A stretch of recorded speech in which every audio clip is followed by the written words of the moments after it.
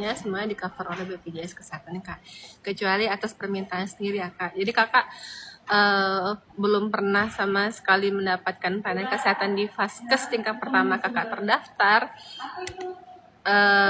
tidak dijamin. Pastinya yang menjamin jaminan kesehatan itu adalah kepesertaan Kakak aktif dan sesuai dengan prosedur dan ketentuan yang berlaku, itu pasti akan jamin. Tapi kalau katanya itu kalau tidak pernah berobat tidak bisa menggunakan akses layanan kesehatan di situ, itu hoax Kak. Mau daftar karyawannya ke perusahaan atau mau daftar perusahaannya ke BPJS Kesehatan Kak? Kalau mau daftar perusahaannya ke BPJS Kesehatan ada formulir yang diisi. Tapi kalau mau daftar karyawannya ke tanggungan perusahaan ataupun anggota keluarganya, hubungi PIC ataupun HRD perusahaannya Kak. Karena kalau untuk perusahaan dia ada mekanisme pendaftaran menggunakan EDABU namanya Pak, Elektronik Data Badan Usaha. Diberikan akses oleh BPJS Kesehatan Kak. Terima kasih kembali Kak Dwi Diska. Baik Kak, nggak bisa Kak Nia, bantuan pemerintah itu daftarnya harus ke pemerintah daerah ataupun ke pemerintah pusat selaku pemilik anggaran. Tidak bisa langsung online Kak. Online itu diperuntukkan bagi peserta yang bayar sesuai kemampuan ataupun pegawai yang memang iurannya sudah dipungut dari gajinya. Tapi kalau untuk bantuan pemerintah itu sesuai dengan pemilik anggaran yang dimana diberi kewenangan itu adalah Kementerian Kesehatan dan Kementerian Sosial kalau di pusat, sedangkan di daerah Dinas Kesehatan ataupun Dinas Sosial Kak. Karena kan mereka juga punya kriteria nih Kak, masyarakat yang dibantu tuh seperti apa? Apakah masyarakat yang belum punya penghasilan, misal ya Kak, atau masyarakat yang tidak mampu, atau masyarakat yang dapat dana bansos, dan sepertinya kurang paham Kak kalau yang dapat bantuan dari pemerintah ya Kak, karena teknisnya langsung diatur oleh pemerintah daerah sendiri. Kak, gambar bunga matahari kalau mau bayar BPJS Kesehatan bisa langsung ke kanal pembayaran Kak, bisa ke bank, kantor pos, pengadaian, loket-loket pembayaran, apalagi Tokopedia, Shopee, banyak Kak kanal pembayaran. Cukup bawa nomor virtual account jika Kakak memang sebagai peserta mandiri ya Kak, tinggal langsung bayar aja.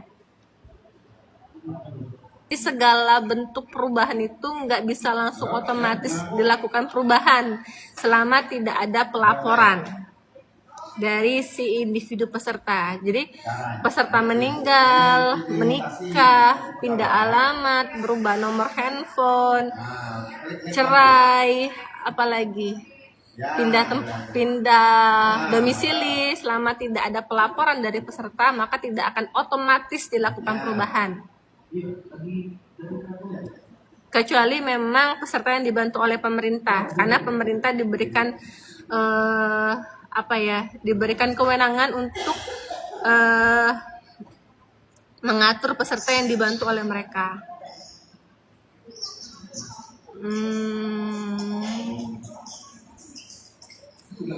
Kak Dwi tadi sebagai peserta apa Kak? Kalau mau rubah data nama anak, tinggal dilakukan updating aja Kak.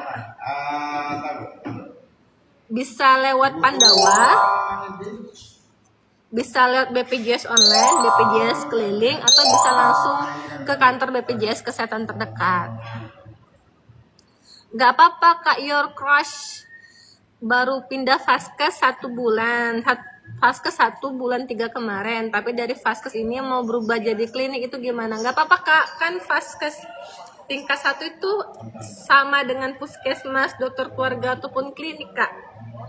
Vaskes 1 itu puskesmas, dokter keluarga ataupun klinik Kak. Jadi nggak ngaruh dia mau dari dokter biasa mau pindah ke klinik, nggak ngaruh Kak.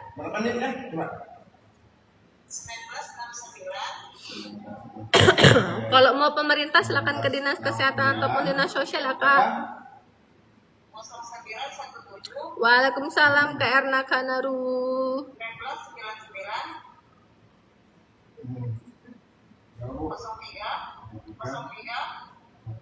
Rujukan diberikan sesuai dengan indikasi Kak ya, sesuai dengan penyakit.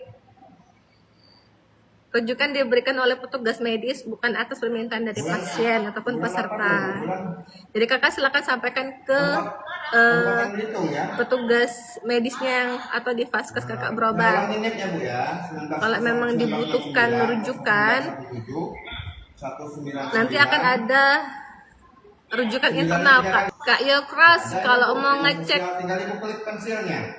denda tunggakan ya Kak, itu ke Pandawa Kak. Saya S Doger. Maksudnya gimana Kak? Kenapa kalau telat bayar BPJS kena RITL, rawat inap tidak tanggung BPJS? Kasusnya gimana Kak? Kalau ada terjadi masalah pada saat rawat inap di rumah sakit, bisa menghubungi BPJS 1 Kak. Di tiap-tiap rumah sakit itu ditempel kontak petugas BPJS 1. Nah, kakak bisa langsung menghubungi petugas kami karena masing-masing rumah sakit dia ada PIC sendiri Kak. Kan di cover Kak oleh BPJS Kesehatan selama itu indikasinya medis ya Kak. Mau melahirkan normal, mau melahirkan sesar tetap di cover Kak sesuai dengan indikasi medis, bukan atas permintaan dari peserta ataupun pasien. Terima kasih Kak warga Belinyu. Enggak Kak, enggak ada Kak. Kalau lahiran itu ditanggung Kak, mau normal, mau sesar tetap ditanggung ya Kak. Gak bisa Kak, Kak Ayu Natasha, kalau sudah rubah nomor handphone, silakan Kakak lakukan perubahan data ya Kak.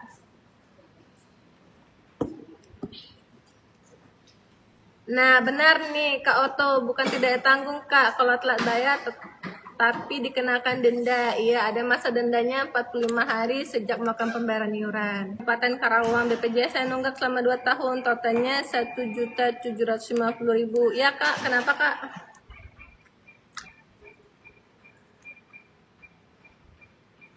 Ditanggung Kak S Doger, tapi dikenakan denda. Ada denda iuran yang harus ditanggung oleh peserta karena konsekuensi dia telat melakukan pembayaran iuran tiap bulannya.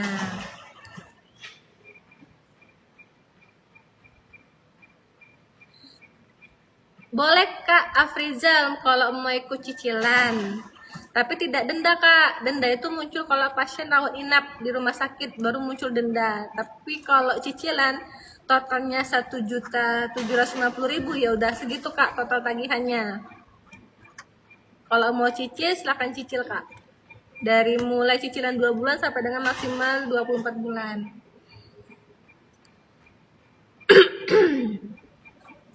Kak Mama Muda bisa Kak kalau mau operasi selama itu memang gigi bungsunya merusak fungsi dari gigi Kak. Kalau denda itu muncul kalau rawat inap Pak, Kak S Doger ya. Kalau rawat inap baru Kakak ada muncul denda.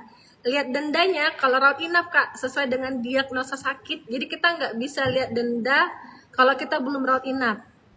Jadi muncul denda itu kalau kita rawat inap di rumah sakit, muncullah denda sesuai dengan diagnosa sakit kita. Jadi kalau belum rawat inap nggak bisa lihat denda Kak. Hanya munculnya kalau rawat inap Kak. Kalau rawat jalan nggak muncul Kak. Masa dendanya 45 hari Kak. Betul Kak S Doger.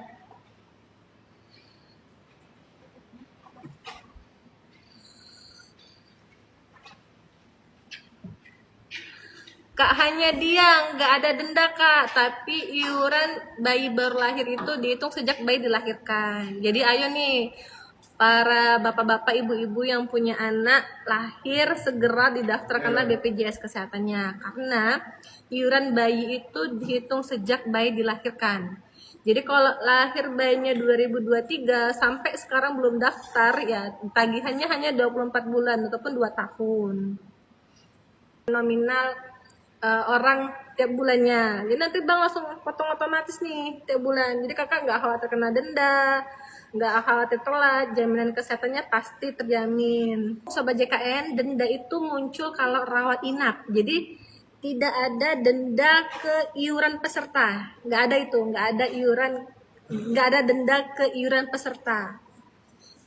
yang Bapak Ibu bayarkan itu adalah tunggakan iuran per bulan, karena kan iuran BPJS Kesehatan itu adalah per bulan sesuai dengan kelas yang dipilih Bapak Ibu.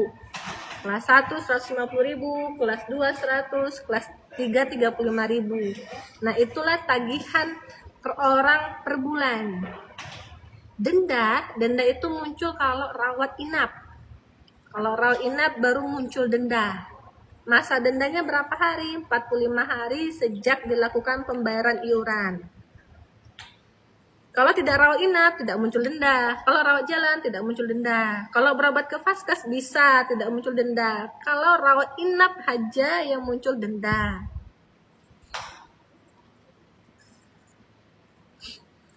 Kalau suami istri sama-sama sebagai pekerja, di Peraturan Presiden Nomor 82 Tahun 2018 itu, Kak, sama-sama wajib didaftarkan sebagai pekerja oleh pemberi kerjanya. Jadi masing-masing pemberi kerja, masing-masing perusahaan itu wajib mendaftarkan pekerjanya itu sebagai pekerja di masing-masing perusahaan, nggak bisa saling nanggung. Tapi kelas itu bisa memilih kelas yang paling tinggi, mau ke kelas siapa. Kalau mau nonaktifkan peserta yang dibantu oleh pemerintah, bisa Kak ke kantor BPJS Kesehatan, itu ada surat keluar dari bantuan pemerintah, ditandatangani materai 10.000. Kalau tidak salah di PT itu juga, kalau di Pangkal Pinang, Bangka Belitung itu ada surat keluar dari bantuan pemerintah ya Kak, diberikan oleh perusahaan untuk pegawai-pegawai yang memang terdaftar sebagai bantuan pemerintah. Apakah berkenan mereka untuk keluar dari bantuan pemerintah? Silakan ditandatangani. Kalau sudah keluar, nanti PIC perusahaannya yang berikan ke BPJS Kesehatan. Bukan pegawainya lapor ke BPJS Kesehatan, tapi PIC perusahaan. PIC perusahaan ini biasa HRD atau orang yang diberikan kewenangan untuk mengurus data karyawannya bisa, atau bagian keuangannya, tergantung perusahaannya Kak. Bisa Kak Trisya Novita Ayu, bisa sekali. Memang seharusnya anak yang PBI itu beralih ke tanggungan orang tuanya, karena emang beda kelas Kak. Bantuan pemerintah itu kelasnya kelas 3, kalau PPK itu kelasnya kelas 2, bisa juga kelas 1. Segera lapor Kak. Kalau bisa atau tidak ke bantuan pemerintah tergantung Pemda Kak, pemerintah daerahnya. Jadi kami nggak bisa nih, kakak sudah keluar dari bantuan pemerintah, tiba-tiba mau masuk lagi ke pemerintah, tergantung pemerintahnya Kak bisa atau tidak. Peserta BPJS Kesehatan itu melakukan pembayaran rutin setiap bulannya, paling lambat tanggal 10 setiap bulannya Kak. Karena apa? Antisipasi kalau Bapak Ibu Sobat JKN itu terjadi perubahan data. Karena susah Kak kalau mau melakukan perubahan data dengan kondisi ada tunggakan. Karena tunggakan itu akan muncul sesuai dengan peserta terdaftar. Nah, kalau Bapak Ibu yang memang sudah menunggak 3 tahun, 4 tahun, kan itu entah itu sudah cerai, pindah domisili, apakah sudah pisah kakak. Nah, untuk melakukan mutasi datanya ini susah karena ada tunggakan. Jadi kalau Bapak Ibu yang ada tunggakan, segera dilakukan pembayaran, kemudian lakukan perubahan data atau pemisahan data kakak. Jadi kalau udah pindah domisili, udah pindah kakak, sudah nikah, sudah apalah, segera dilaporkan Kak. Tapi dengan kondisi iurannya dibayarkan. Makanya kami sarankan peserta itu melakukan pembayaran itu rutin, paling lambat tanggal 10 setiap bulan. Jadi kepesertanya aktif, melakukan perubahan data juga bisa, tidak dikenakan denda. Halo Kak Dwi Anggraini.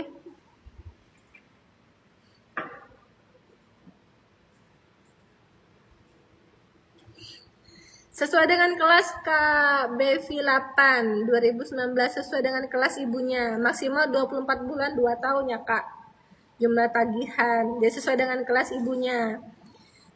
Misalnya ibunya kelas 3, 35.000 dikalikan 24 bulan, itulah tagihan bayinya.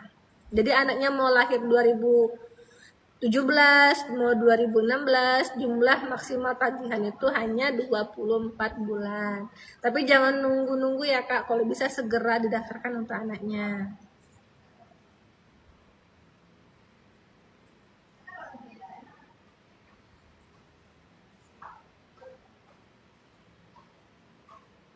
Iya Kak.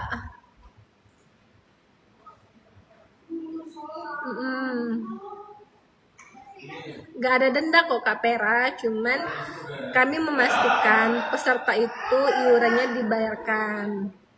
Kenapa kami bilang paling lambat tanggal 10 setiap bulan? Karena kan Panbayar ini ada proses clearing lah Kak, ada proses perbankannya Kak. Maka kami sarankan peserta itu melakukan pembayaran paling lambat tanggal 10. Mengantisipasi iurannya butuh proses clearing dan sebagainya. Kalau kakak bayar tanggal 29 nih, nah kakak bayar ke kanal pembayaran lain misalkan, mereka kan juga butuh proses clearing perbankan kan. Nah kakak bayar tanggal 29, masuknya tanggal 1 atau tanggal 2, itu kan sudah telah sebulan, sedangkan kakak sudah bayar tanggal 29, tapi baru masuk pembayarannya di tanggal 1 atau tanggal 2. Nah itu kan nanti konsekuensi yang kakak terima kan dikenakan denda kalau rawat inap. Kalau tidak rawat inap sih tidak kena denda Kak, cuman konsekuensinya akan ditanggung oleh peserta sendiri Kak. Makanya kami sarankan pembayaran itu paling lambat tanggal 10. Kalaupun dia butuh waktu clearing perbankan, kan ada spare waktu nih dari tanggal 11 sampai tanggal 30-nya. Baik Kakak, saya sudahi terlebih dahulu live kita hari ini. Nanti kita akan live lagi besok atau besok harinya. Silakan disematkan IG JKN Baba. Jadi nanti kalau kami live, kakak bisa langsung join. Terima kasih kembali Kak Mama Gemoy. Semoga murah rezeki sehat selalu. Doa sama untuk kakak Mama Gemoy. Terima kasih.